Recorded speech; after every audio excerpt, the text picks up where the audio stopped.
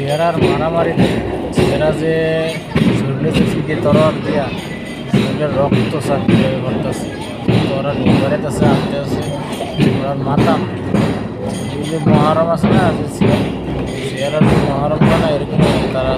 দিনটা পালন করতেছে করে দিন ওরা ফিটাফিটি চলতে আছে আর কয় ফিটাফিটি কিরকম রক্ত অবস্থা কি